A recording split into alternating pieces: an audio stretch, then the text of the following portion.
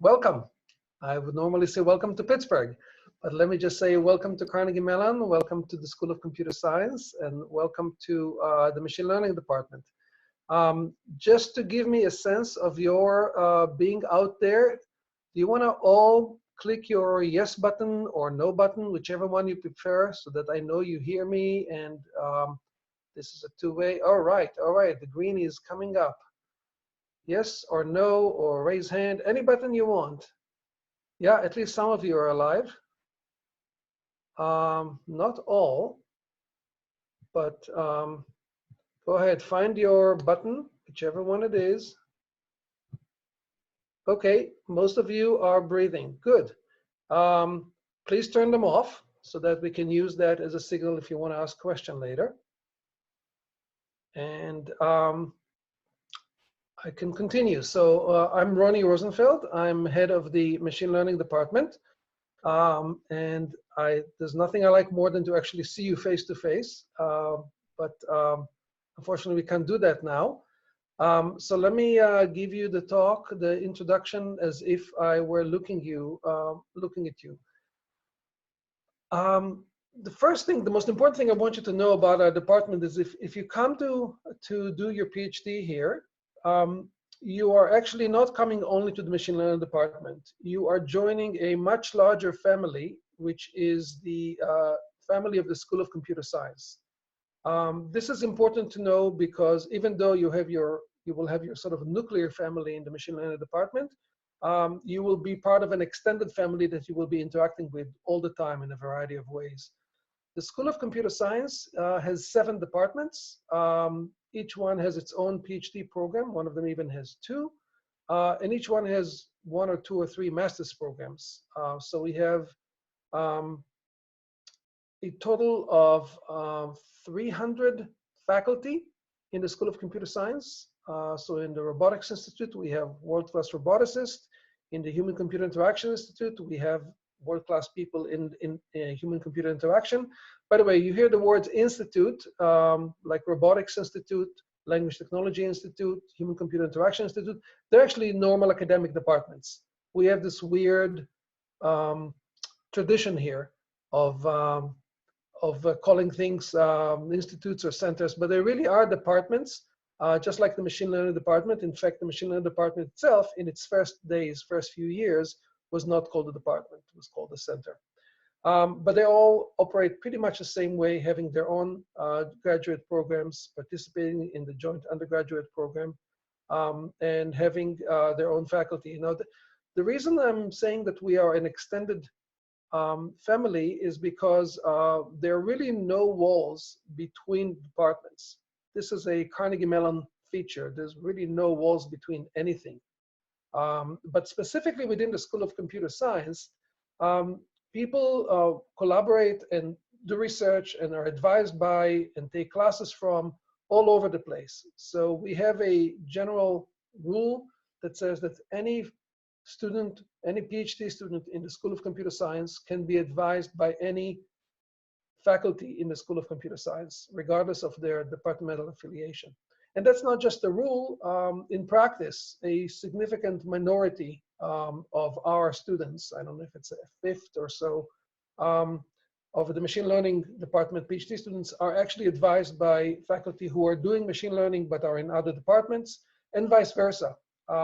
Some of our faculty advise a roughly comparable number of PhD students in other departments. So our input and output are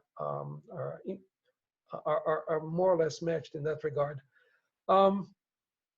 So it's not just the advising, it's the class taking, it's the events. Our department is sitting in one floor of the Gates building, the 8th floor. We are sandwiched between the 7th floor and the 9th floor, where the computer science department is. And then the language technology department is across the corridor, and the Robotics Institute is across another walkway, and they're all within minutes of each other. I'm giving you a somewhat extended introduction to the school because our dean, who was supposed to come and talk with you, was pulled away the last minute to a dean's meeting regarding coronavirus, so he apologizes. He can't join us. In a few minutes, I'm going to let Tom Mitchell, who's the director of our PhD program, describe the PhD program itself. What I want to focus on now is the department and the school more generally. The department has about, let's say, 25 active faculty that are homed in the department. We have a variety of faculty who are homed elsewhere, but who are active participants in the department. We have staff in the form of administrative staff, some of whom you met on this call, and technical staff who are postdocs, project scientists, research programmers. And then we have slightly over 100 PhD students and either 40 or 70 master students. And I'm saying either 40 or 70 because it depends on whether it's in the fall semester or the spring semester. The master's program is a 3-semester plus summer program. So students typically come in for the fall, then the spring, then they do an internship in the summer, then they come back for the fall. So as a result, we have more master students in the fall than we do in the spring, but you get a sense of the size of the department. Our offices are mixed together. That is, in the same floor, we have offices that are shared by PhD students or offices by faculty or offices of staff. We have been around for a long, long time. The department was formed under a slightly different name in 1997, and it was formed by two disciplines that at the time barely talked to each other. They were computer science and statistics. So this is something that may be hard for modern machine learning students to appreciate, but back in the 80s and 90s, machine learning was strictly a computer science discipline. It was born out of the traditional AI discipline, which emphasized heuristics and algorithmics, data structures. There was very little statistics. In fact, there were very influential machine learning researchers at the time who did not know much statistics. And it was in the 90s that faculty on both sides of the campus, in the statistics department and in the computer science department, realized that actually there is a new discipline here, and that you can't really do machine learning well without first learning what has already been invented in statistics over the last 100 years. And people in the statistics department who always thought of themselves as the discipline of learning from data realized that learning from data is going to look very differently in the coming century, and that computation becomes a much more significant component of how you learn from data. Computational algorithms, things that they knew very little about. So at that time, Tom Mitchell from our computer science department and Steve Feinberg from the statistics department got together a bunch of computer scientists and statisticians to talk. And I was a junior faculty at the time. I was part of these talks. Anybody who wanted could come, another CMU feature. It was tough slugging. We had to educate each other, and it wasn't easy. We were speaking different languages.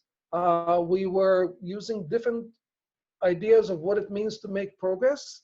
The questions we were asking were different. In fact, one way I summarized at the time is that statisticians were working with order 10 to the 1 data, and we're asking, is it correct and will it converge? And we, on the computer science side, were working with order 10 to the 6 data. At the time, it wasn't 10 to the 9 yet, and asking, will it work? And these are very different, very, very different questions. Pushed us towards creating demos and creating things, the capabilities that didn't exist before. The statisticians were worried more about the theory, the stability, the robustness, and so forth. That was 20-some years ago. We spent a year educating each other in crash courses, and out of that came the center that then became the machine learning department. I'm telling you the story for two reasons. One is it's an interesting history of machine learning. It's been the case in all over the world that machine learning until the 80s, mid 80s, had relatively little statistics in it. But the second reason I'm telling you the story is because of what it says about Carnegie Mellon.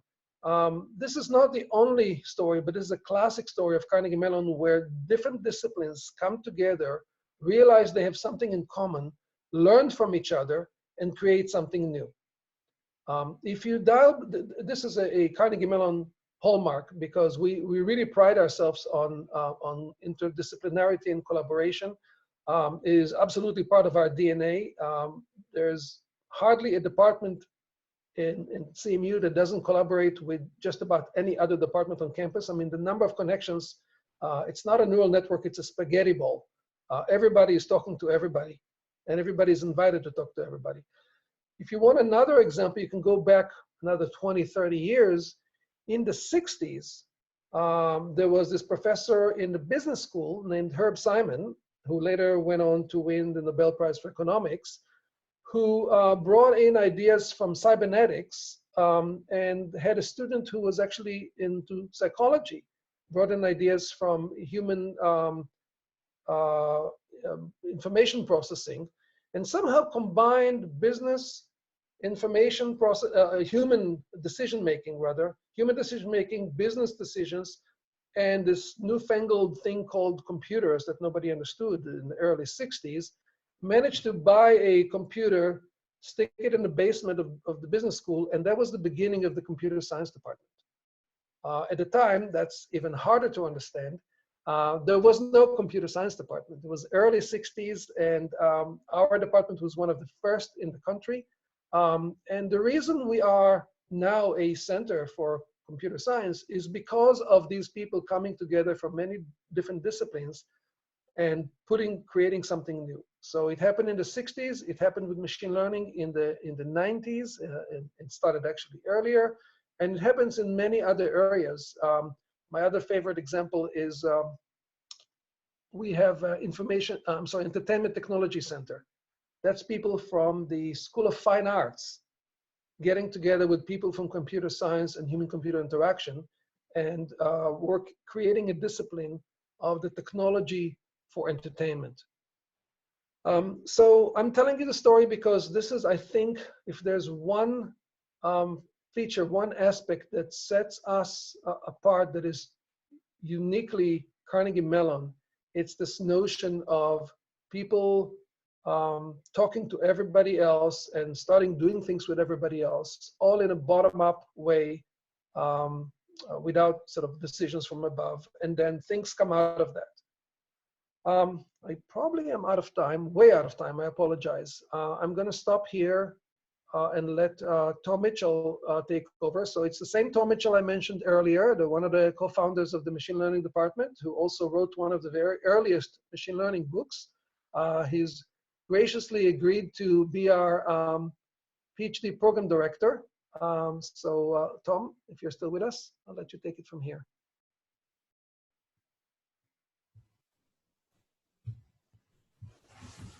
Okay, thanks, Ronnie. Do you want to take a moment and we do have a moment, so if you want to take a moment for a few questions, I'd be happy to do that. I see a hand raised or a clap by Sharon. I'll look at the participants thing and participants list, and if anybody wants to come on with a question or a comment, just feel free.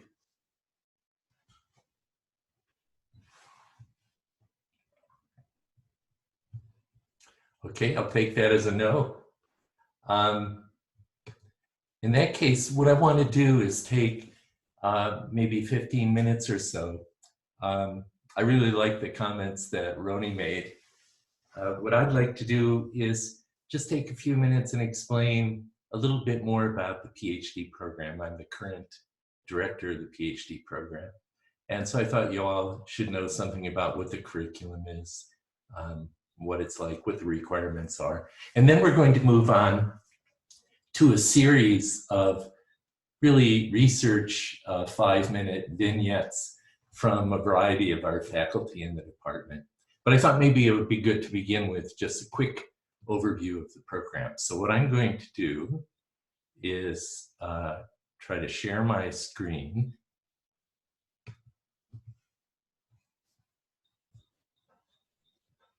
And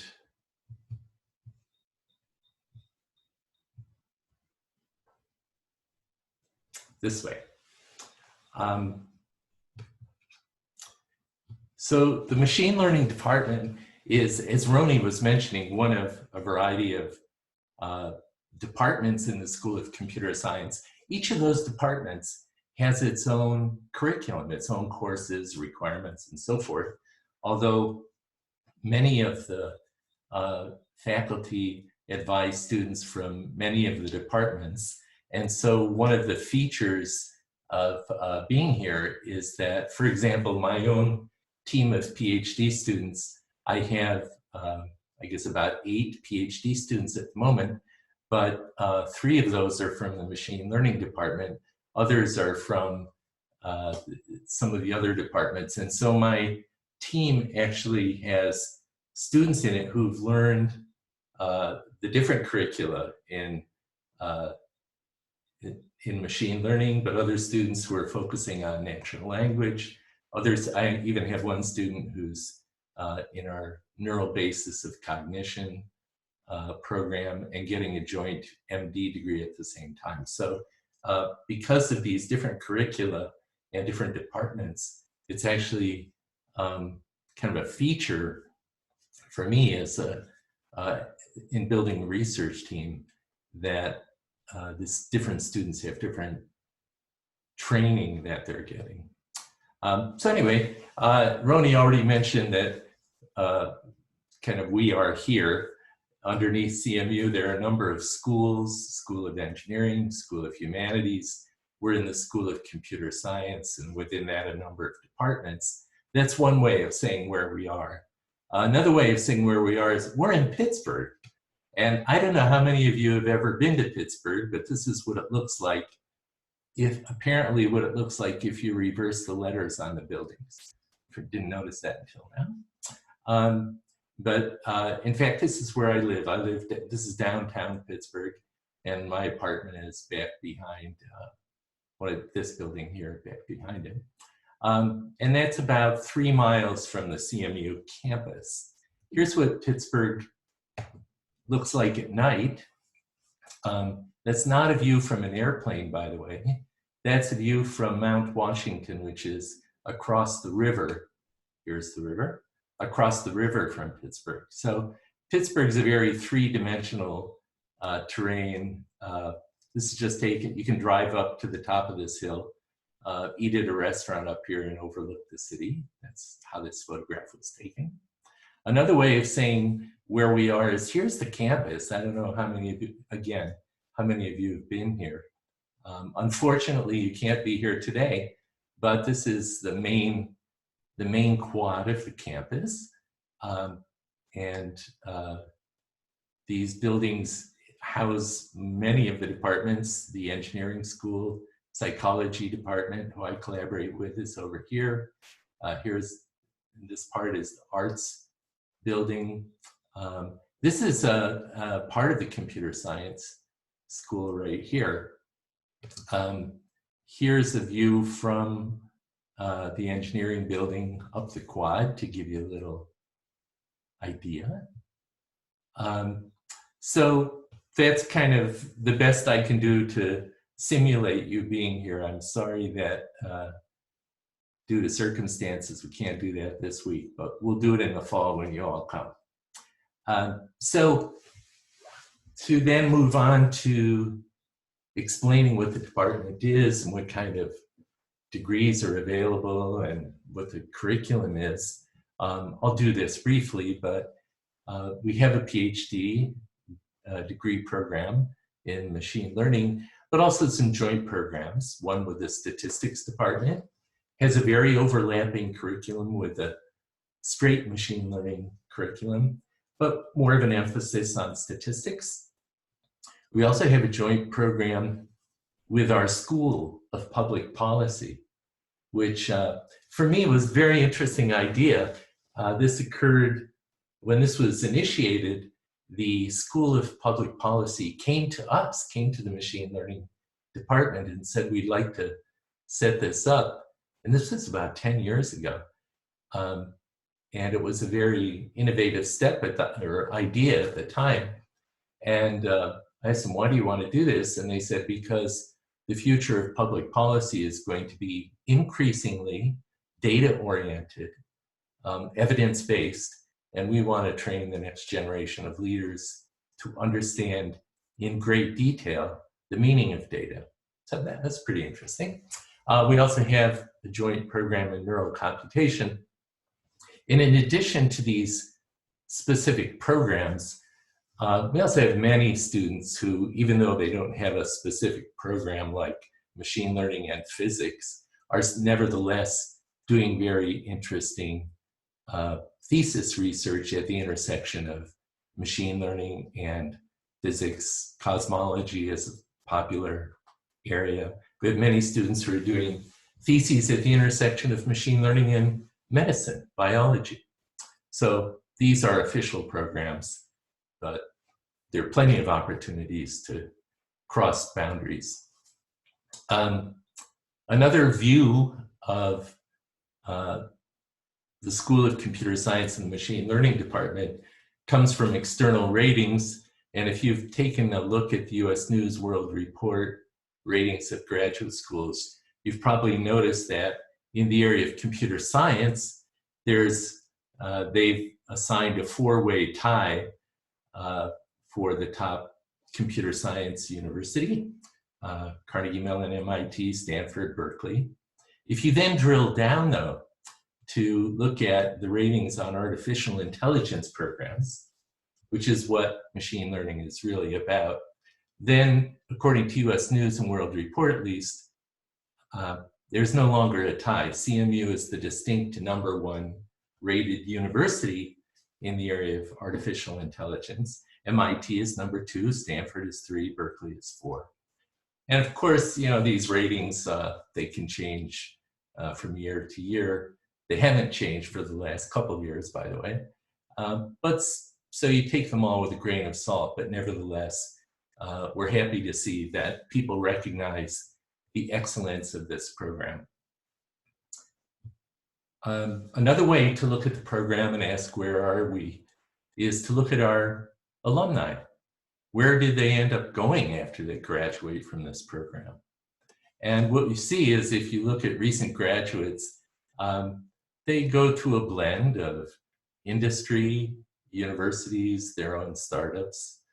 And here are some examples of positions that our alumni recently have taken. Here are a few more.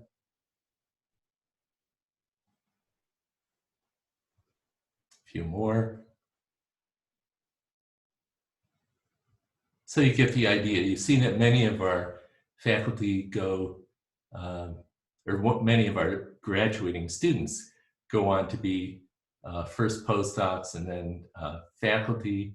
Many end up at companies you know about, and many end up in research labs in industry too. We're also a source of a variety of startups.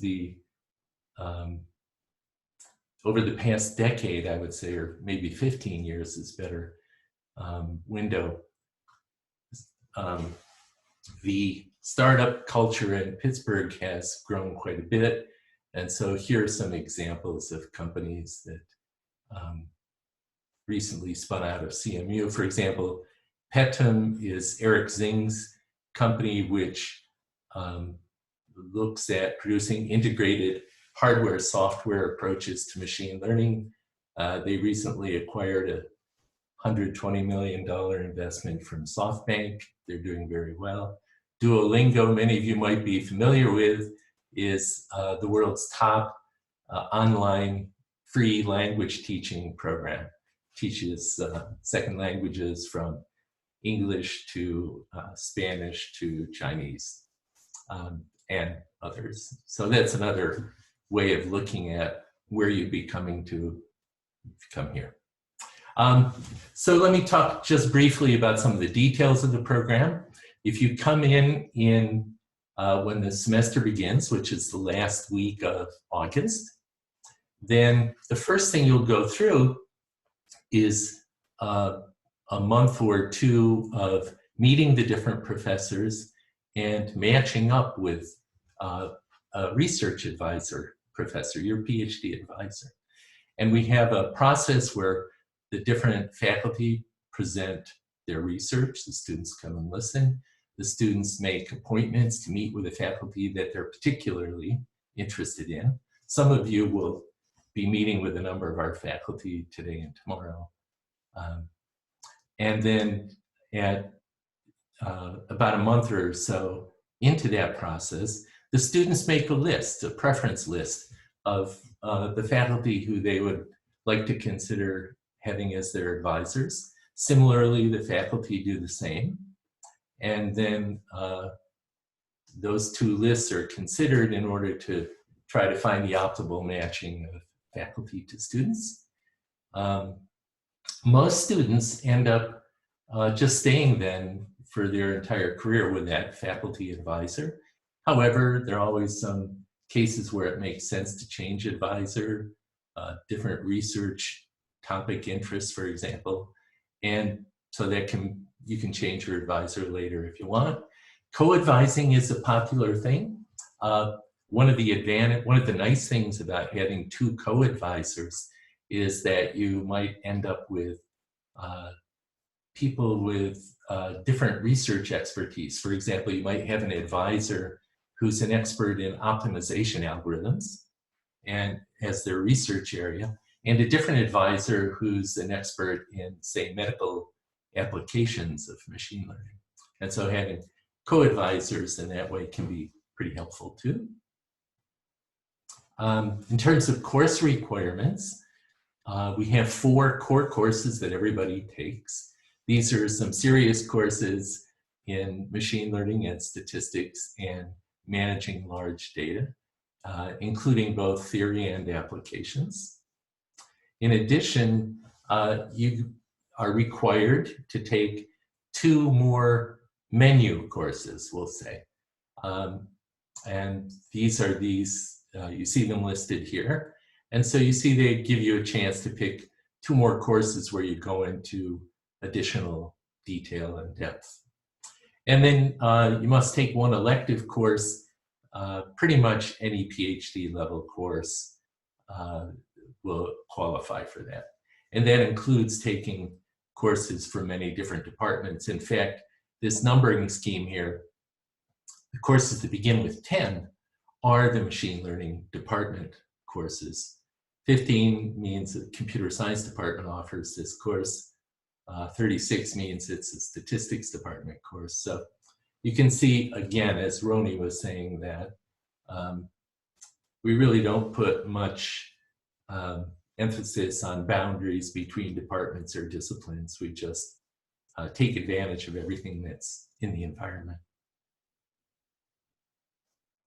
So those are the course requirements. In addition, we have ways of program requirements that require that you demonstrate your writing skills. For example, writing a paper that's conference quality would do that. Teaching skills, you'll be required to be a teaching assistant twice during your career as a PhD student in ML courses. You'll have to do a thesis proposal. Many people do this in year 3 or 4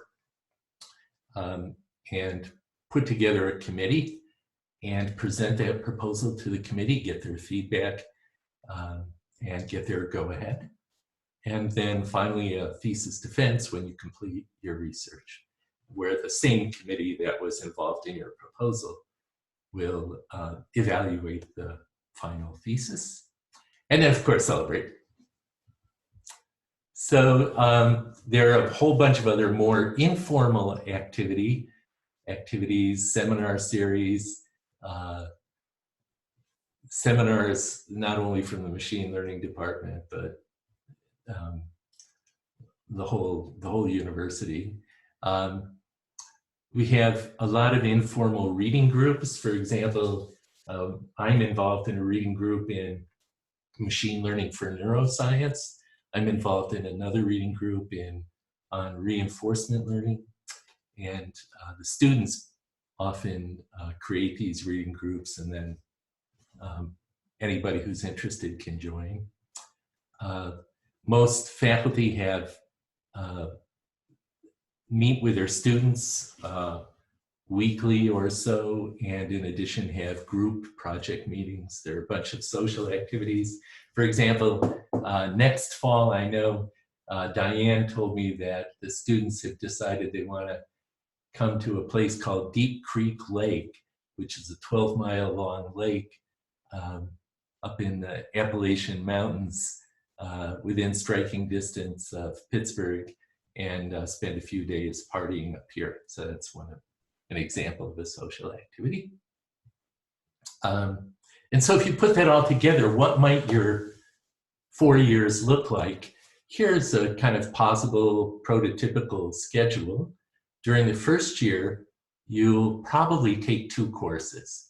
And if you were my advisee, I would advise you to take 2 of the 4 core courses that are required. And then the idea is that you'll spend the other 50% of your time, half of your time, on reading and research. So you're spending basically half time on courses and half time on research. One of the features of the program is we want you to get involved in research right away during the first semester. Then spring semester, you might take the other 2 courses, and again, 50% of your time on research. In the second year, you again could take 2 courses and research. And then as you go beyond that, you only have 1 elective required. You might do that and spend 3/4 of your time on research. And then by year 3, you might, it's a good time to do the teaching assistant requirement, because by then you will have become an expert, a world expert in the topic of machine learning. You'll be very qualified to be a teaching assistant. So usually by fall of the 3rd year, you've completed your requirements, and now it's just a matter of spending full time on research. So that's kind of the prototypical example of how things can work. I won't belabor this slide. Roni and I have already mentioned the many cross-department collaborations. And so I just want to stop there, and maybe I'll stop sharing.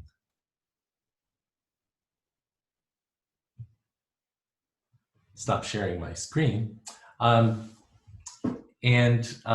just to ask if anybody has any comments, questions, thoughts. Please speak up, even though we're in this new virtual world. I want to hear from you.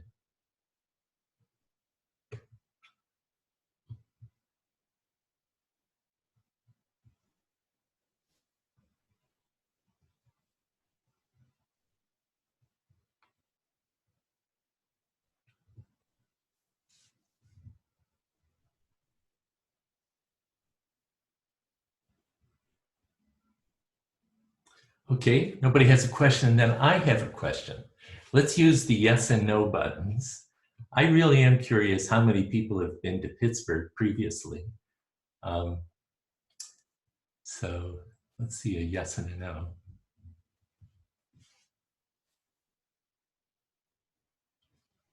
Interesting.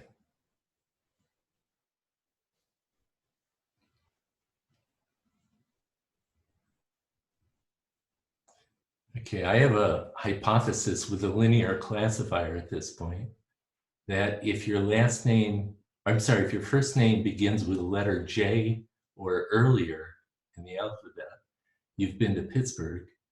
And if it's after J, you haven't been. That's what the data tells me. It seems like a strange.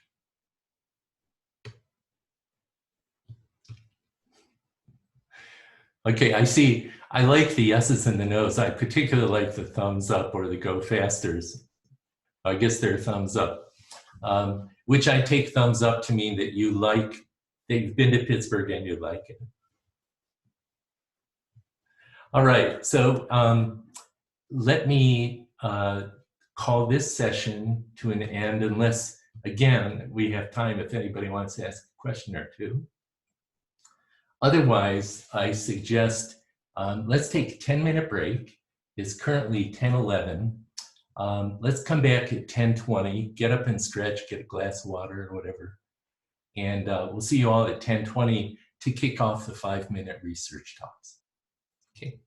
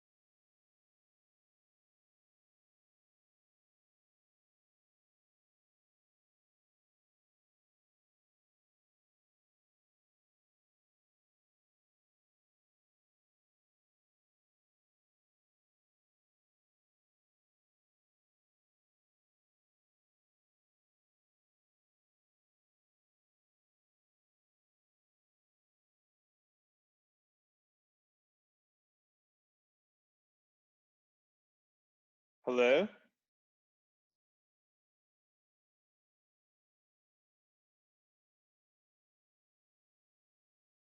Hi, Zach.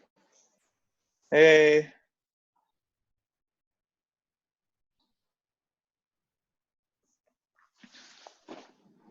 Sorry, What's up? Hi. So we're just getting ready for the next session here. Cool. So how long am I speaking for? I think it's just a few minutes, right? I believe so. Let me pull up the schedule again. So it's supposed to be for 5 5. minutes and then time for questions? Sure, yeah. So apologies, we're actually, Annie is teaching a proper class right now. So I never until now reconsidered my decision to buy an apartment and not a giant Pittsburgh house, but basically Annie's got the common room and I've got the bedroom because she's teaching her, yeah, a class full of undergraduates now. So you want to see my plant? Hey, Check Hey, out my you know, got we're my recording Monstera. all this. We're Ooh, recording right. all this. Oh, that's okay. I don't think I'm saying anything so scandalous. Okay. I've said, here's my plant, and Annie is teaching undergraduates in the office. So Okay, I That's think I okay. can. you ready to All right. start? Okay, there's my Yeah. plan, Zach. Oh, so where's it? Oh, nice. Yeah, I went home and I rescued I also got like a fiddle leaf fig in my office that I rescued in case of total shutdown. So I can water it. Diane, don't forget to switch the hosting abilities as well. Okay, I'm gonna go dark again to feature Sharon and Zach.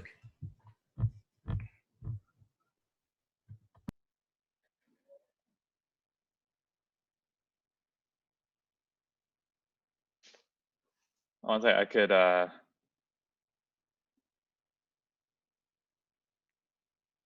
there we go. Thinking deep thoughts.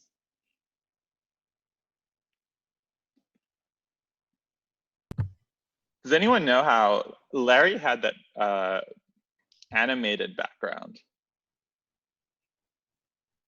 Where Yes. like he was on the beach and you actually saw like the wind and rustling the palm trees? If you Hey. click next to video, like there next to where the video is, there's that little arrow. If you click on that, you can choose the virtual background, and that's where it is. It shows up really weird though. You could try Right. it. Yeah. Right. So, but I think you have to like add a virtual background. It's in there. I think it's already. We have the capability since we have. Can we start, please, to stay on schedule? I'm happy to start anytime. I thought I was taking a break or something. I don't know. No, we're done with the break. You're up. We're up. All right. All right. Hey everyone. Sorry, we're all remote, but I hope we can make the most of it. My name is Zach Lipton. I'm a professor jointly appointed in machine learning and across the street in the business school in the operations research group. And I also work a bit with folks in language technologies and public policy and society and computing. I guess I can describe my research agenda through, I guess, a couple of different lenses. We kind of straddle a bit of a spectrum between maybe a more methodological or theoretical inquiry and some key applications that we care about. Application that motivates me is work in healthcare. What I like about healthcare is that the problems are important and they're sort of unforgiving in a way that forces you to deal with reality. I think there's a lot of nonsense you can get away with if you're building ad serving systems. You could build a system that is sort of based on incoherent principles, but if it seems like it's making money, everyone will be happy with you. And I think if you start recommending medical treatments based on incoherent principles, people are going to be suspicious and start worrying about when the situation breaks down. In terms of like flavor of problems, I guess, you know, and just maybe see why this is important for medicine and important for the other problems I work on. Like what kind of really motivates me and what I think is really interesting now is that we have sort of one hammer in machine learning that we've gotten to work really well, and this is the hammer of extracting patterns from offline data. And so we're really good at, say, inferring something unknown from something known based on a sort of fixed distribution of data, which we sort of treat as though it was, you know, sampled IID from some underlying distribution. And so we have this, what we're good at is pattern recognition, and that's maybe all that we're good at or all that we really know how to do. And then you look at the promises that we make about AI and what we're hoping to do with it. And it's, we talk about curating content, we talk about making medical decisions, we talk about driving cars, we talk about, you know, your next doctor will be an AI. There's this huge disconnect between the kind of broad family of like problems that we have in the real world that I think we sort of aspire, like the dreamers and AI community to deal with, and the set of tools that we're actually producing to deal with them. And what actually happens in practice right now is basically, a lot of times it's what people do is they take a real world problem, they cut off all the parts of it that they don't know how to address, they sort of fashion whatever is left to sort of look like some weird surrogate prediction problem. You grab some data that might not even be the right data for the surrogate prediction problem, but whatever is the most similar or related data that you have, you fit a model, and you basically try to come up with a way of turning its predictions into decisions via some kind of heuristic for how you would sort of operationalize these predictions to drive some kind of automated process. And so what I'm really interested in now is a sort of moving beyond supervised learning. And so really trying to look at all these real world problems and see just what sort of breaks down spectacularly. And I'm especially interested to the problems that have some kind of fundamental like epistemic missing piece. So like one problem that we work on a lot, so one simple obvious way that things break down is just basically that the IID assumption is almost never true in reality. So data that you get in the future doesn't look like data that you had in the past. And so what are the principles according to which you could build a model that's actually going to extrapolate out of domain? It turns out that basically domain adaptation is a fundamentally underspecified problem. So you could come up with multiple structural assumptions that be compatible with the same data and will tell you different things about what you should do in the wild. Additionally, there's problems about if you're going to make decisions, you often are interested in quantities that are like causal effects, not just estimating conditional probabilities. So we are doing more kind of foundational work in causal inference in the lab. But I'm also interested in these questions. Like, for example, we start wondering, well, when we drive decisions based on computers, what does it mean for these decisions to sort of align with like societal desiderata, or to align for decisions to be fair or just? And the sort of temptation in machine learning community is to just try to throw the tools that we have at it to just say, well, let's regularize our predictions in a certain way, and we'll call this the fairness regularizer. But you know, there's a lot of work that sort of attempts to sort of deal with these concepts that lie outside of statistical prediction, but by basically without actually questioning like what do they really mean and what does it really mean to build a system that addresses them. And you know, maybe a final kind of thing that we're interested in is that when you deploy automated systems in the world, you end up creating weird feedback loops where you're not just making predictions, and you're not even just making decisions where like you've estimated a causal effect and now you could just apply it in the world. You're actually in a weird situation where you're making decisions that are coupled to your observations via all kinds of weird feedback loops. So, you know, people sort of say, well, if you could build a system to predict who's going to default on a loan and it's very accurate, what's wrong with that? Like, isn't accurate, like we talk about accuracy, like accuracy is everything, but accuracy is a metric that's contingent upon the very validity of the metric is that we're actually addressing a prediction problem. And what really happens in the world is if you build a system that predicts who's going to default on their loans and you use it to decide who gets a loan, the very first thing that's going to happen once you deploy the system is anyone who can manipulate any of those features is going to go out and basically change how they appear in the data going forward. So if you found in the data that everyone who wore Oxfords repaid their loans and everyone who wore sneakers did not, and you make lending decisions based on that, then basically the next thing that happens is everybody goes out and they buy Oxfords and your model breaks. So these kinds of like sort of trying to reach out into the real world and see what's missing, and whether that is kind of coming up with like sound theoretical principles or strong, you know, empirical ways of validating algorithms for domain adaptation, estimating causal effects, dealing with these feedback loops and strategic behavior. These are the kinds of problems that I think we're increasingly excited about in the lab, and that's sort of maybe a little bit of a flavor as like within the time constraint for the kind of research that I get excited about. Happy to answer any questions anybody has.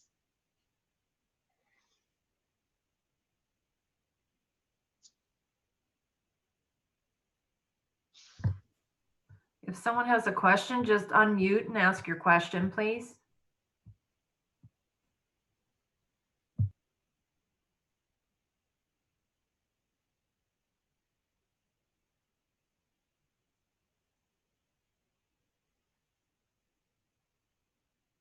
So don't everybody speak up at once.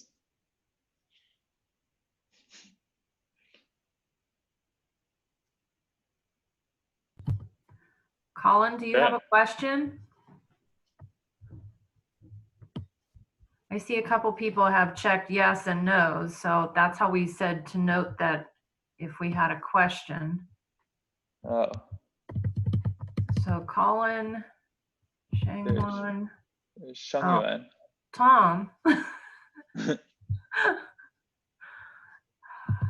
Okay, no one has a question? Then Layla is on here already. We can move to Layla. All right, great. Hi, everyone. Take care. Hi, Zach. Hey, Layla. Hey. Hi, everybody. Yeah, it's unfortunate that you guys are not here to visit us in person, but it's cool to still be able to do this.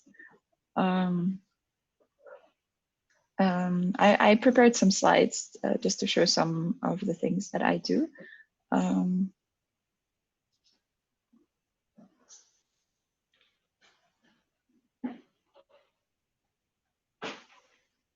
Okay, you should be able to see my slides.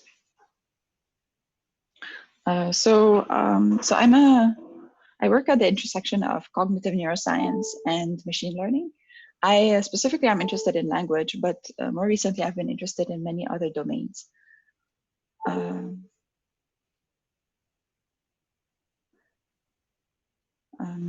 One second, let me just make sure I can see if somebody says something. And so what we do in my lab, a large part of what we do is actually collect data from the brains of people. So we put someone in, for example, the fMRI scanner, and we make them do something that's usually naturalistic. So we're talking about something like reading a book in the scanner, for instance. And I'm going to show you here what kind of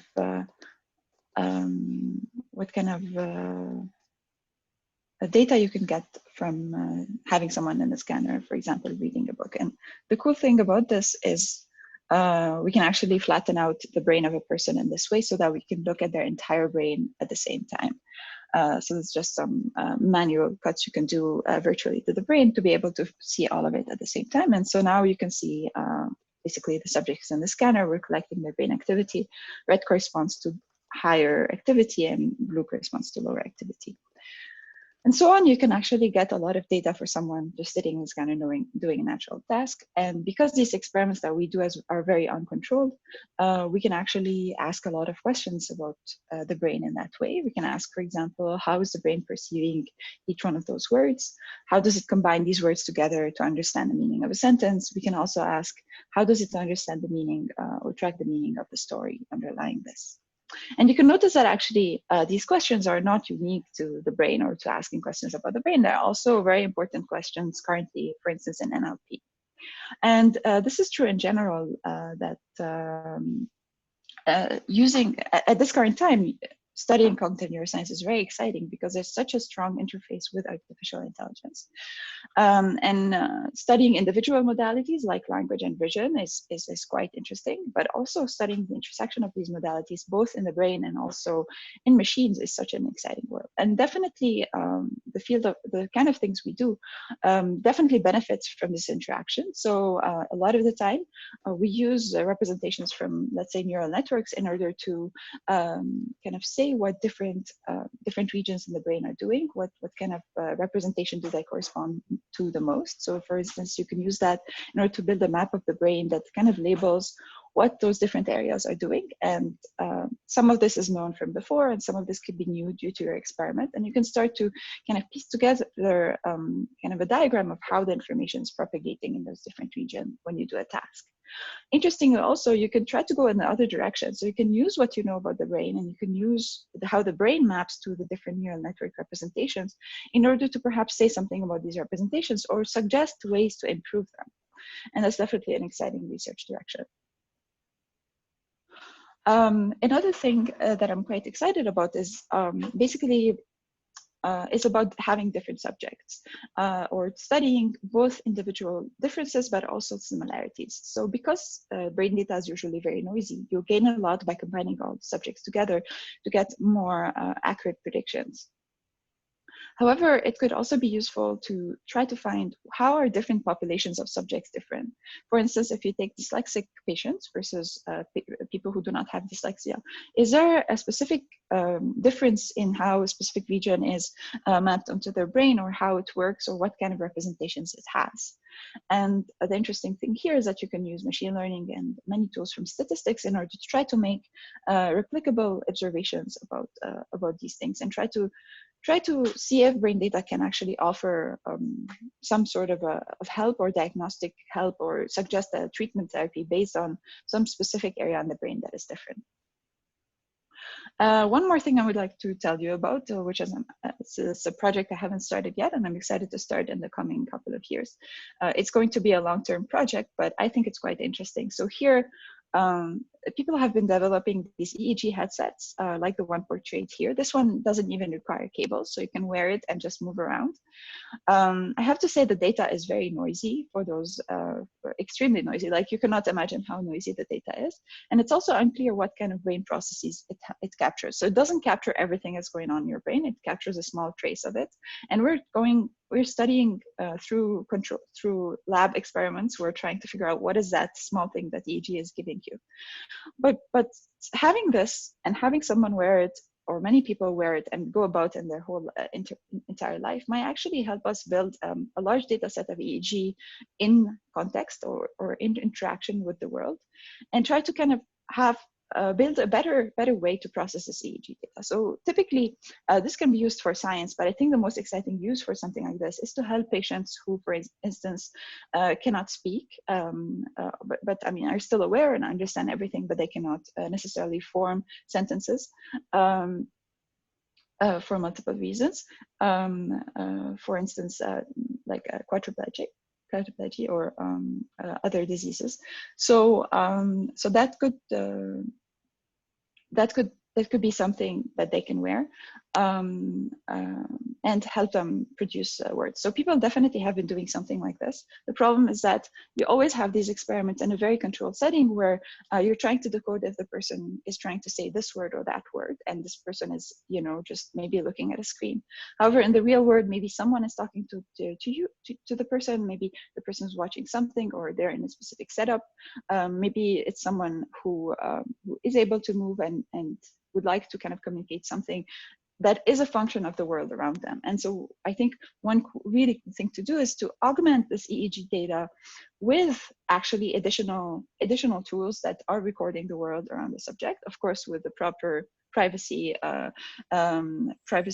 restrictions, and making sure we don't invade anybody's privacy. But the idea is that what if you could both build a model of the world using everything the subject is seeing, everything the subject is hearing, and the history of what they have produced so far, in order to make a very good context model for what the subject might be, be willing actually to say, and then use the signals from the EEG in order to exactly produce what they want to say, or exactly do some motion that they need at the current time. And of course, this can be generalized to be used by many people, even in some sense, not just to correct or to help with the problem, but also just to add additional abilities to all of us, just by kind of controlling things with our brain.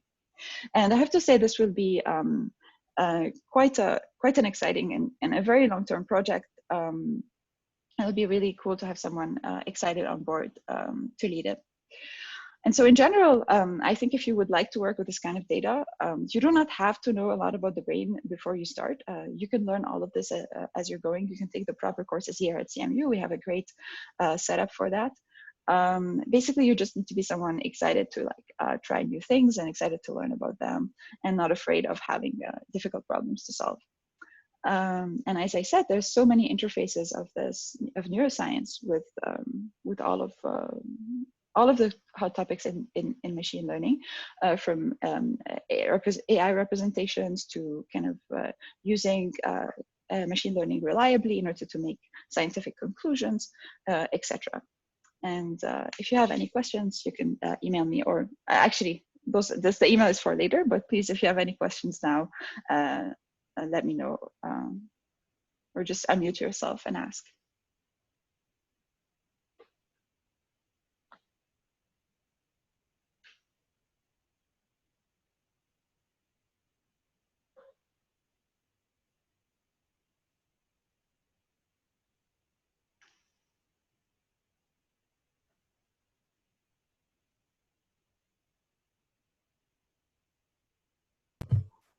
I guess you're all doing an amazing job because no one has any questions.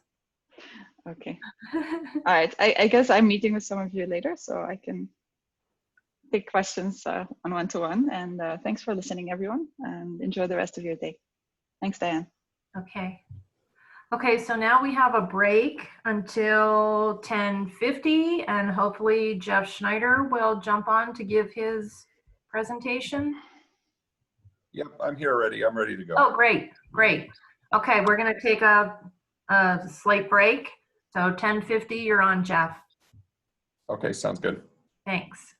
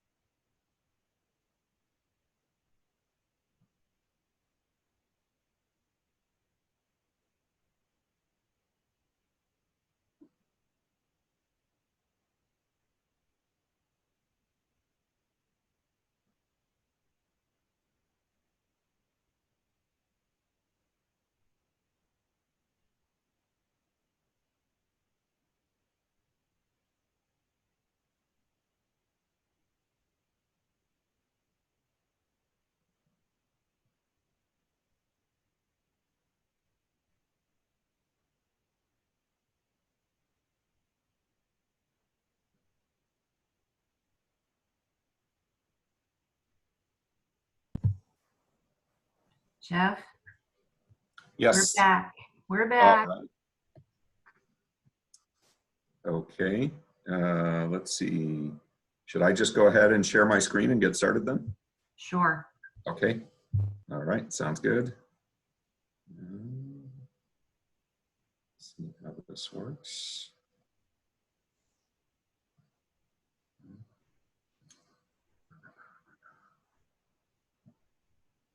Okay. Does that show up? Can you see that, Diane? Yes. Yes. Okay, great, great. Okay, so I'm Jeff Schneider with the Auton Lab here. You can see from the title, I'm interested in complex, dynamic, and autonomous systems. I'm going to flash through some slides because this comes from a talk that's longer than 5 minutes. Just to give my background, for those of you that follow the self-driving car industry, Uber started its self-driving car effort in Pittsburgh in 2015. And I was one of the folks that took a leave to help them stand that effort up. And so I was doing that for 3 years. And that now informs my research interests. And so this is what one of the vehicles looks like.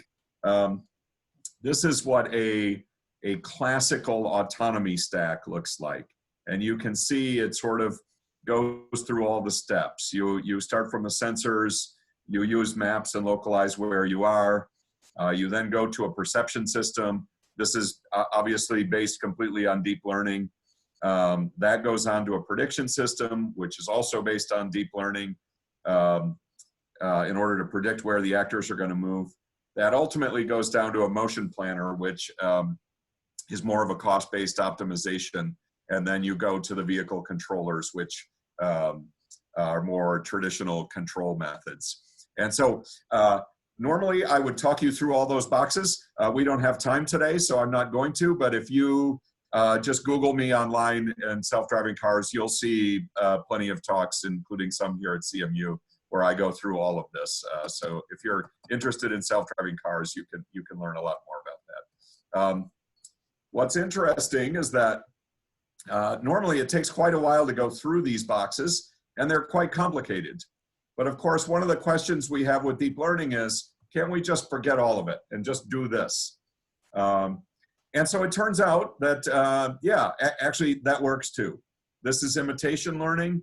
There are some tricks you need to do to get imitation learning to work, but you can drive a car that way. And so just as an example, here's a car that's being done with imitation learning. That little green check under the steering wheel is what indicates that it's driving itself rather than the human driving it.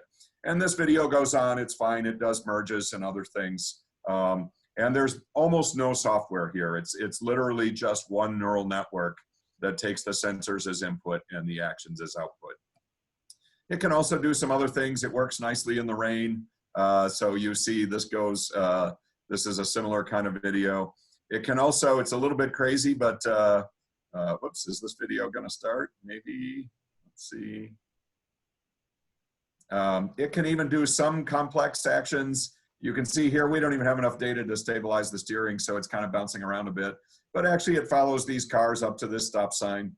And when it gets to the stop sign, it goes ahead and it waits for this car to take a left in front of it. And then there's a truck that takes a left, and then it takes its turn.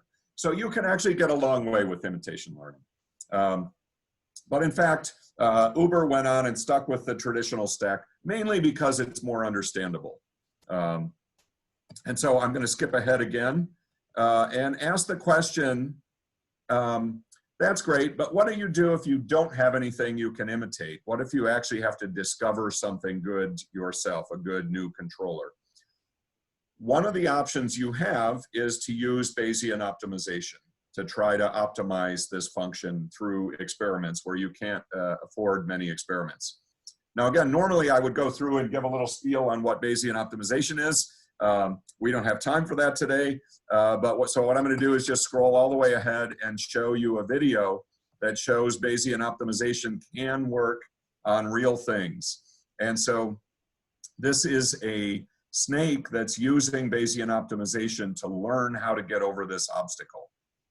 And so what's happening here is you're basically seeing the blooper reel. These are all the experiments that were chosen from Bayesian optimization. We ultimately decided that we should do a contextual Bayesian optimization and start with an easier problem in order to get it some positive examples. I'm going to see if I can scroll this ahead so you can see where it eventually got to. Yeah, so you can see from here, it eventually is able to figure out how to get over a quite complex obstacle, literally just running a Bayesian optimization algorithm. I'm going to scroll forward again. For those of you who are interested in Bayesian optimization, my last PhD student to defend wrote up all his algorithms for high dimensional Bayesian optimization and put them into an open source project called Dragonfly, so you can have a look at that. I'll just mention briefly what are the projects that, that we have now. So one is following up on the self-driving car work. We have one to use reinforcement learning in self-driving cars. And so there are many things that make this a different reinforcement learning problem than the ones we've seen that have a lot of good success. Mainly ones that succeed are games, simulations, low dimensional state spaces. Self-driving cars are a little bit different than that. And so I've listed some of the things here, but we're developing new algorithms to work in this space. We have a similar project with Boeing.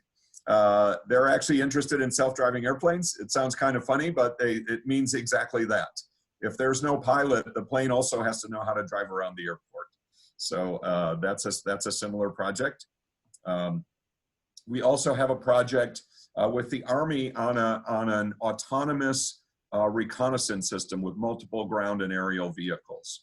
And so here, there's opportunities at all levels of this. We want to improve the sensing, the autonomy algorithms, but also we need to think about that multi-agent strategic decision-making problem. Where to go next, where to look next, how do you fuse information, how do you do it when you may have limited communication bandwidth. So that's another problem. And finally, I'll mention we do some work on controlled nuclear fusion. For those of you that are familiar with nuclear fusion, you might know that it's a very difficult control problem because you're trying to control a plasma using magnetic fields. So all the dynamics are nonlinear and unstable and not very well understood. Again, we have some simulations, we have some data sets, and we want to do a combination of Bayesian optimization, reinforcement learning to build controllers that can really operate these tokamaks.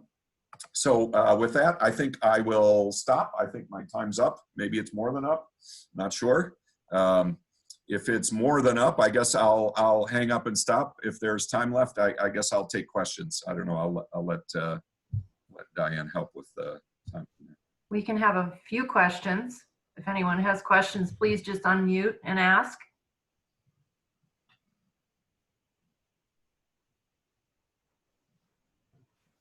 Okay, I think everyone's afraid to ask questions.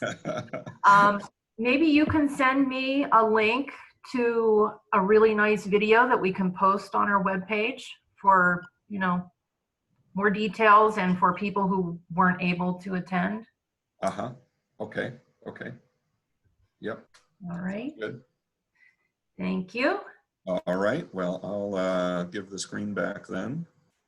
Wanzi, are you here? Yeah, I'm here. Can you hear me? Okay. Yes. Let me share the screen. Is that working? Yes. Okay. Shall I start now? Sure. Okay. Hello, everyone. Thanks for coming to the 5 minutes faculty research talk, like the title say. I heard it can be extended to 10 minutes, but maybe judging from the previous experience, it's not going to be. But anyway, let's start it. And Jeff just did a very excellent talk, all these fancy pictures about self-driving cars. And I'm working more on the theory side of machine learning on the foundation side. So there will be more mathematical symbols and less fancy pictures. Okay.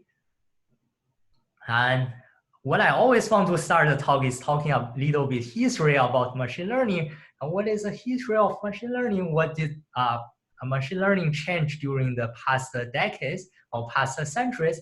And actually, let's always start with the practical side of machine learning.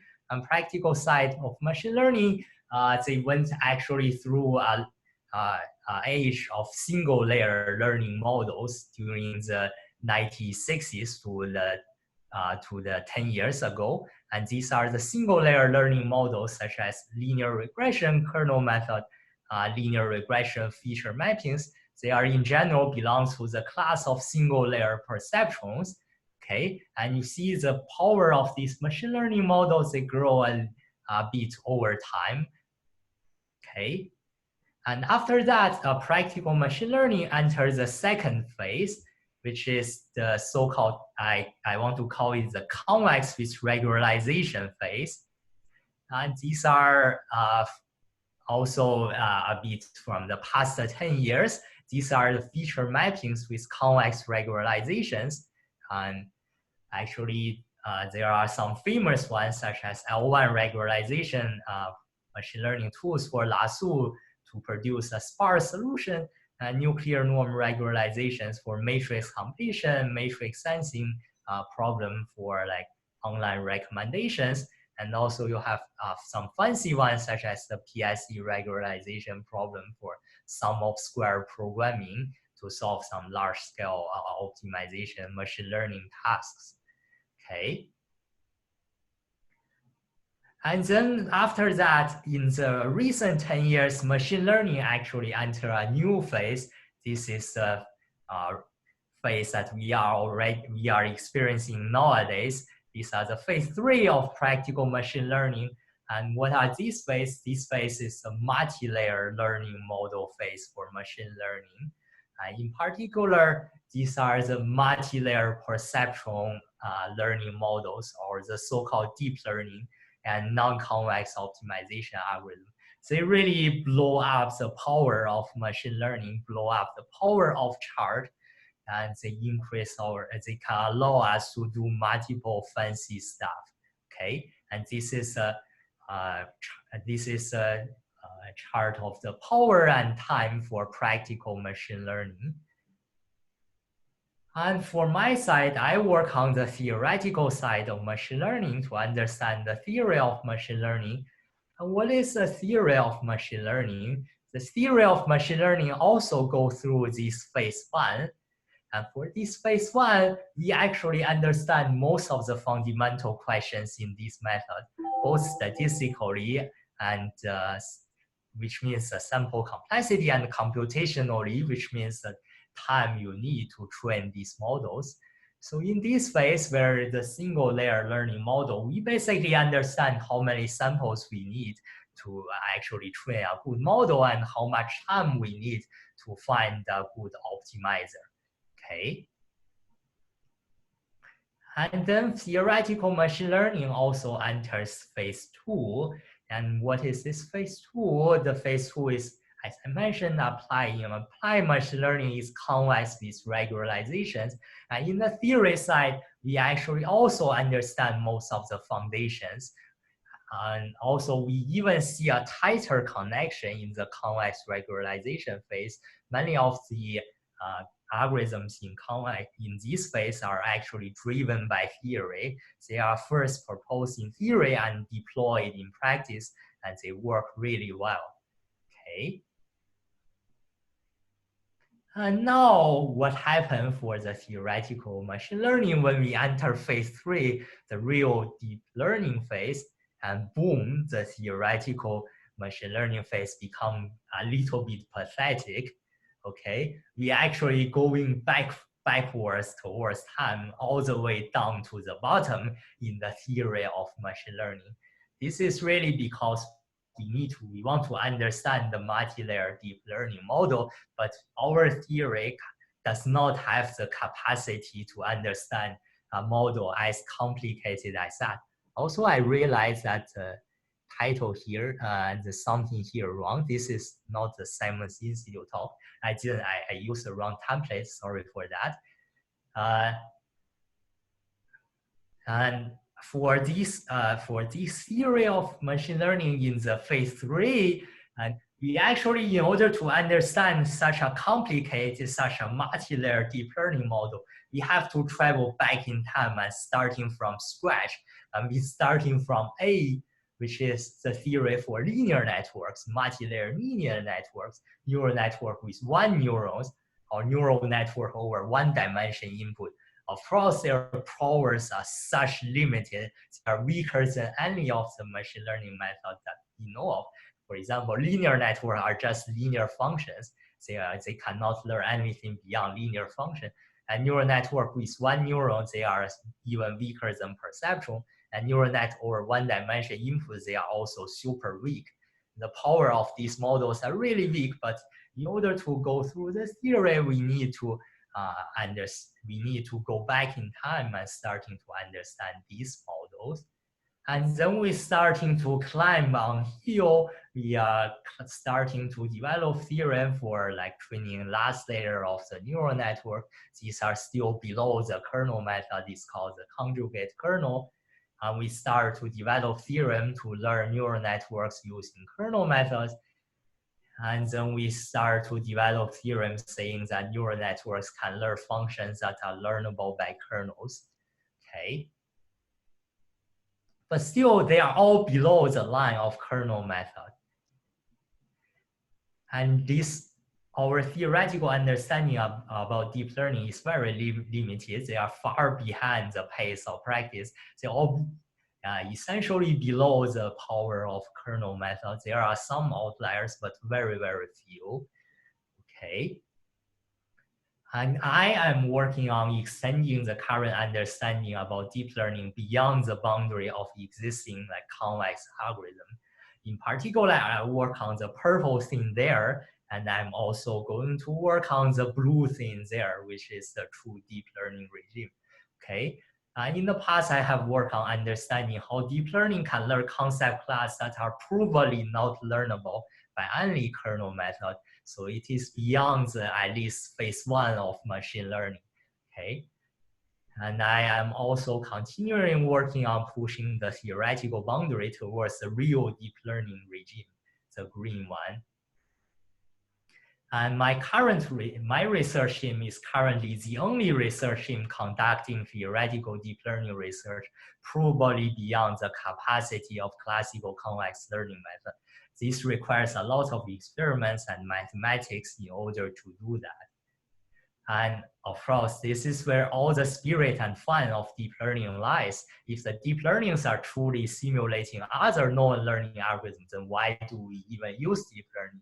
We want to understand how deep learning are fundamentally different from other learning algorithms and how it can go beyond the capacity of the classical ones. And we have identified the main difference between deep learning and the classical convex learning models. That is, the fundamental difference is deep learning is highly hierarchical, and it is also the fundamental barrier of why developing deep learning theory are so hard. And deep learning models are like these. These are the visualization result of a ResNet neural network on the CFAR10 dataset.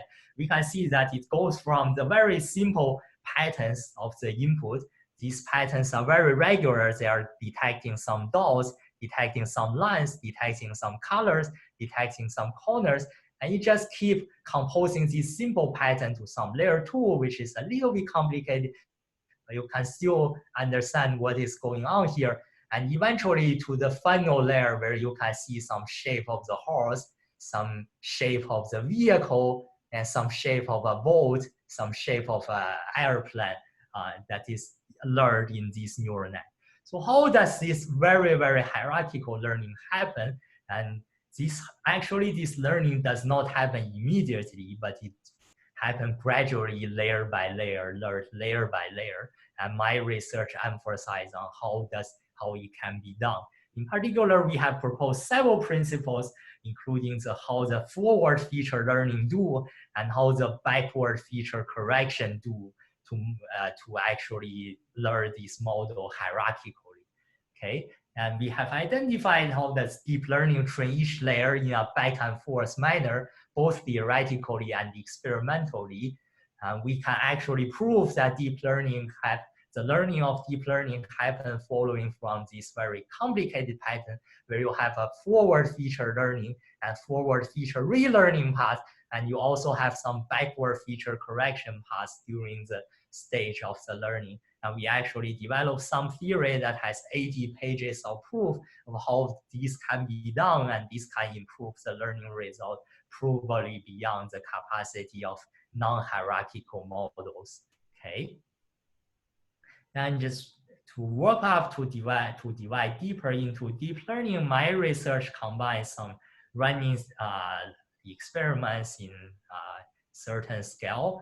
And we also combine visualizations. For example, in this work, we visualize the adversarial examples of the clean training one and the adversarial examples of the robust training one to understand what's the difference and what are the real composition of these adversarial examples.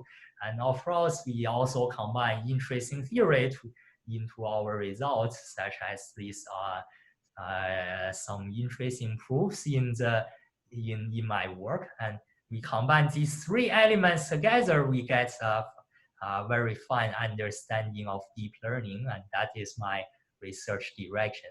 Thank you very much. How much time did I take?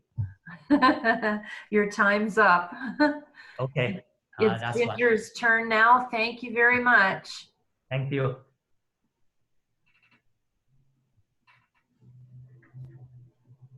Ginger, do you want to take over?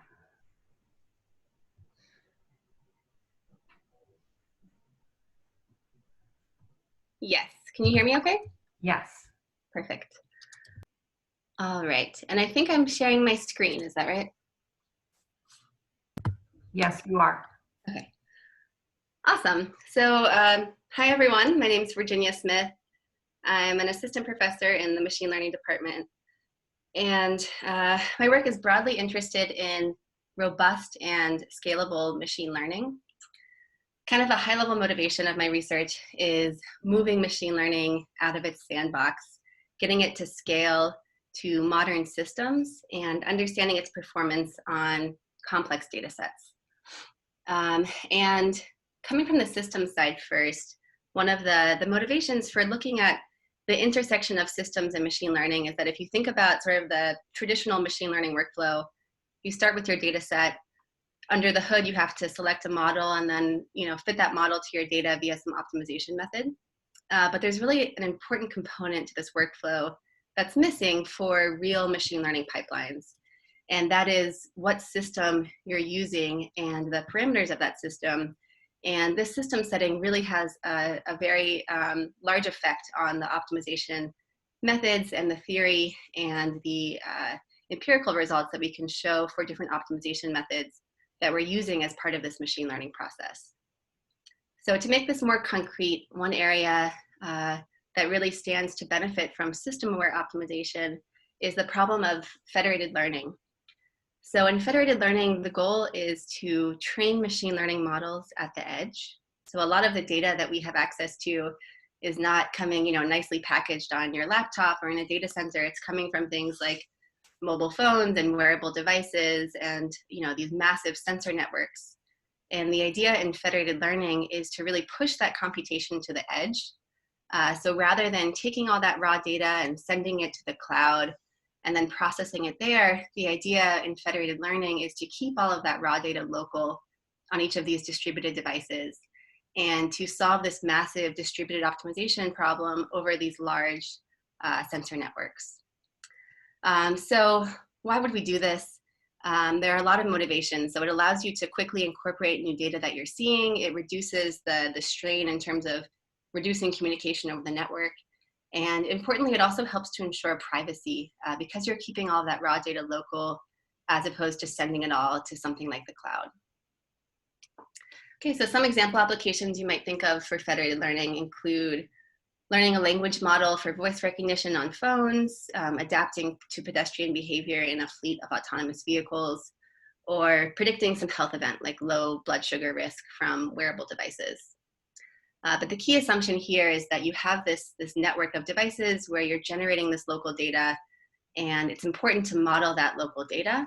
And again, often privacy is a concern, which I think is evident in all of these applications that I mentioned. So how can we solve this problem? Well, there's been a lot of work generally in the field of distributed optimization. In particular, I'm thinking about how to solve this problem in the data center setting. The issue is that there are a lot of challenges that arise when we go beyond the data center. So whereas communication can be a bottleneck in the data center, it can become extremely expensive in these federated networks. You might have, for example, millions of devices and very, very slow network connections. But even beyond that, the performance can be highly variable. So you might have some devices that look very different than other devices, and some devices that drop out of the network. And this sort of, these issues with fault tolerance can be much more prevalent than they are in the data center setting.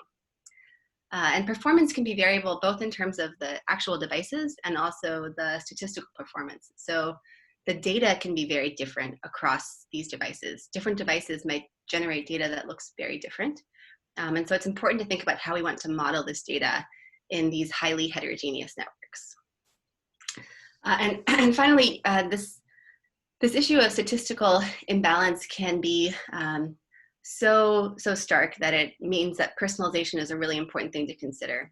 So the data could be coming from non-identically distributed distributions, and there might be some underlying statistical structure that we really want to try to model when solving these machine learning problems. So my group has done a ton of work in this area, and we're interested in continuing to do work in this area.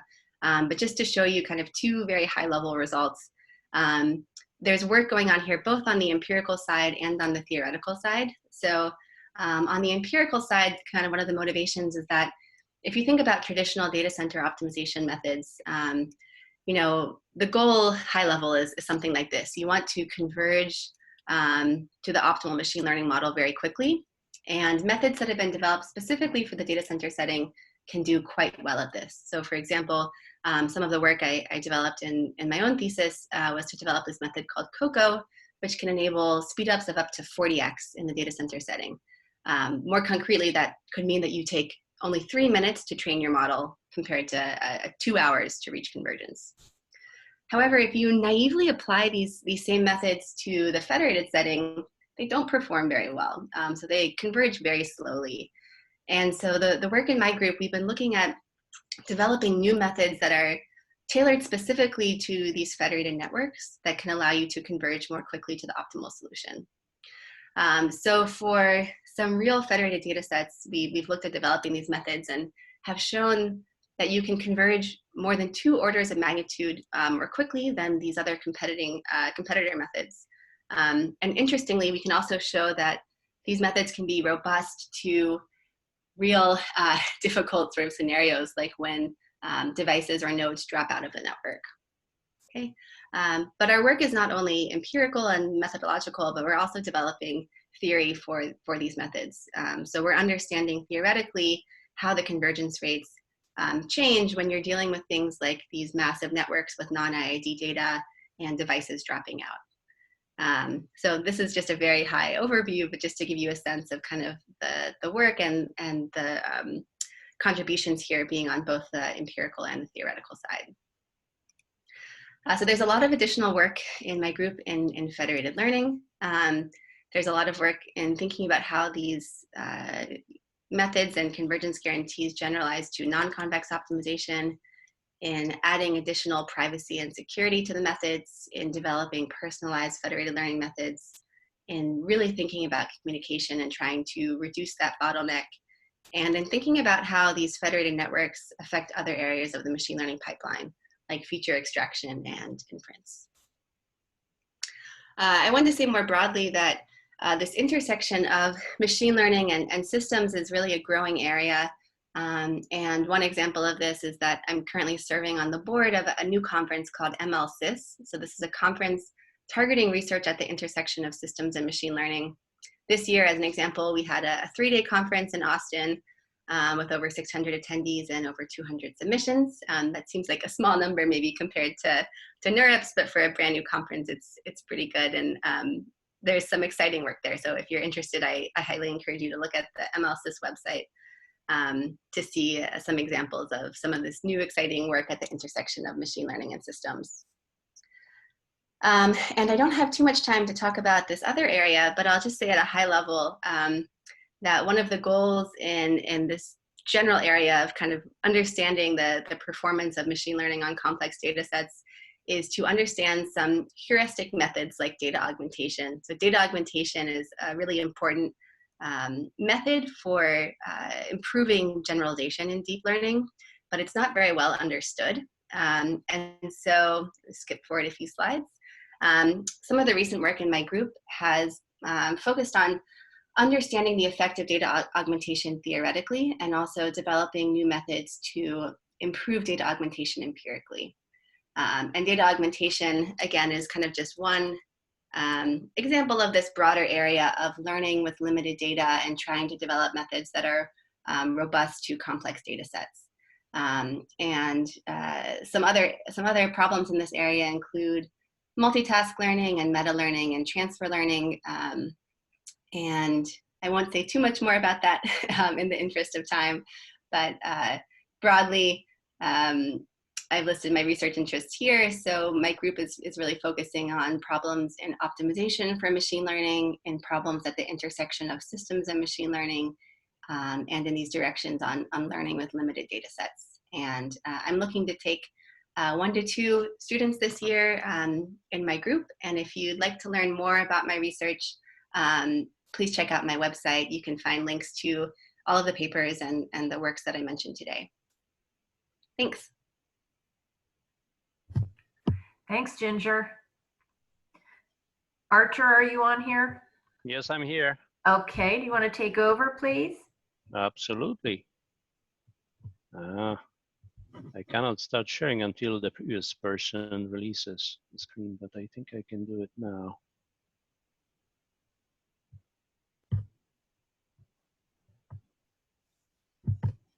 All right, can you see my slide? Hello? Yes, we can see it. All right, very good. So Artur Dubravsky, I'm a director of the Autumn Lab. You've heard from Jeff Schneider already earlier. We are actually partners in crime in running this particular group. The group is insanely large. We have more than 90 people at the Autumn Lab right now. This has many reasons. The key reason is that we focus on applied machine learning. And as you can imagine, this is a very hot topic these days. Everybody wants to do something with machine learning in practice. And we have been doing this for more than 26 years now as a team. We had this unwritten motto for our team. We just want to make sure that everybody uses machine learning everywhere at all times. Well, you can take a look around you and check how far we got it over the past 26 years. Not too far, not far enough anyways. So we are still looking for new areas of application, and we are still pushing farther in the areas where we already have presence. This large team has an interesting composition. Slightly more than a half are the usual suspects. The PhD students, master students in research programs, postdocs, and faculty. But then we have a nice and sizable cohort of staff programmers and staff researchers, whom you can call data scientists these days. And this is because our ambition is not to just develop new algorithms and data structures and such, but we also want to see them being used by real people out there in the real world. So we are actually motivated by learning through the transitioning of the technology to practice. We want to know what people really need out there and how to make machine learning more useful for everyone in the real world and how to make impact. So our fundamental research, which is very incompletely summarized in the bottom of the slide, and this particular summary just focuses on how to make machine learning useful, accessible, immersive, as well as easy to deploy in practice. How do we do that? Well, we can learn from very limited and sparse feedback to make it easier for the end users to provide interesting and useful knowledge to the systems. We want to learn from various abstracts of data. I'm going to talk about those aspects a little bit in the next slides. Some of our fundamental work actually graduates to the level of applications in pilot studies, and that's what is shown in the middle of the slide. And this particular focus is on healthcare applications of machine learning, and very relevantly to today's situation, we have actually an ongoing project with friendly epidemiologists at the University of Pittsburgh Medical Center, where we rapidly detect early stages of outbreaks of infectious disease happening within hospitals. This is interesting because apparently more people die in the US because they acquire some infection while being hospitalized than victims of breast cancer and prostate cancer combined. This is a scary statistic, not very well known, but we are helping develop systems that use genetic fingerprinting of the microbial isolates, as well as electronic health records, to very rapidly detect emerging outbreaks and analyze probabilistically the available data to provide clinicians with the directions where to mitigate the issue. And then the top slide of the slide shows just a small number of the successful deployments of intelligence systems in practice. We have a system deployed with the US Customs that sniffs out all the things that come in the US for radioactivity, and our system's role is to make sure that we dismiss the alerts that are not really indicative of any nuclear threat, but instead they reflect naturally occurring radioactive material. Many things around us are naturally radioactive. Ceramics is, for instance. So you have a truckload of toilet seats being imported from Canada. They always trigger those sensors. And the other example is bananas. Bananas contain potassium. It's a very healthy element of your diet, and you can eat 3, 4, 5 bananas a day, no problem. But potassium happens to be a radioactive isotope. So if you have a lot of them coming from Mexico in a shipment, they may trigger those sensors. So we needed to design a system that will confidently dismiss non-threatening radioactive cargo while never letting the dirty stuff in. We have other societally important projects, including a big and successful endeavor in countering sex trafficking that I don't have time to talk about. We have recent and extensive funding from the US military aviation to develop predictive maintenance systems for their fleet of aircraft. And then we have lots of involvement in other areas. In terms of learning from abstract data types, as you probably know, definitely you know that the traditional machine learning uses individual data point as a unit of analysis. So we make predictions for individual vectors of numbers and symbols, and we want to build models to predict them. However, in practice, we find that we can do similar things with distributions of data, where individual distribution is a collection of multiple data points, and it may have a specific label on it, either a number for regression or a symbol for classification tasks. But you can imagine additional, more complex data structures, the data abstractions moving forward, such as correlations. What you see in this slide is an example result of what we found in the data collected for cardiac arrest survivors. These are the people whose heart stopped beating, and then they had to be resuscitated, and some of them were successful in that. However, when the heart stops beating, your blood stops flowing, and you develop, more or less extent of a brain damage, usually as a complication of this experience.